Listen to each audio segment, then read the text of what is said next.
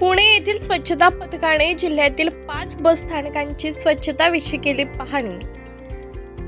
राज्यातील सर्व बसस्थानके स्वच्छ व्हायला पाहिजेत या दृष्टिकोनातून एसटी महामंडळाने हिंदू हृदय सम्राट बाळासाहेब ठाकरे स्वच्छता अभियान सुरू केले असून राज्यातील सर्व बसस्थानकांची विविध स्वच्छता पथकांमार्फत पाहणी करण्यात येत आहे।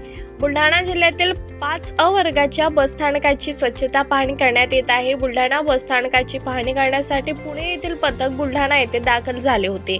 पथकामध्ये 4 सदस्यांचा समावेश होता। या पाहणीमध्ये बसस्थानकातील चालक, वाहक यांचे विश्रांतीगृह, प्रवासी महिला पुरुष यांच्या वापरातील शौचालय, गार्डन व्यवस्था आहे की नाही, बस स्थानकांची रंगरंगोटी, पिण्याच्या पाण्याची व्यवस्था, प्रवाशांच्या सुरक्षिततेसाठी सीसीटीव्हीज, बसेस स्वच्छता, पार्किंग व्यवस्था अशा अनेक बाबतीत स्वच्छता पाहणी केली।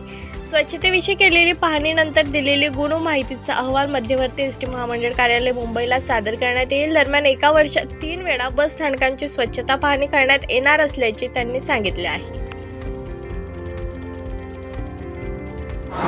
मॅडम, आज बुलढाण्यात तुम्ही बस स्थानकासाठी म्हणजे काय तपासणी करण्यासाठी आलात विभागामध्ये? एस टी महामंडळातर्फे हिंदू हृदय सम्राट बाळासाहेब ठाकरे स्वच्छता अभियान राबवण्यात येत आहे आणि त्याच्या सर्वेक्षणासाठी आम्ही आलेलो आहे। ही कमिटी पुण्याची आहे आणि इथे स्थानिक पत्रकार आणि प्रवासी मित्र यांची 4 सदस्यांची समिती घेऊन बसस्थानकाचं सर्वेक्षण करण्यात येतं। या दरम्यान काय काय पाहणी करते?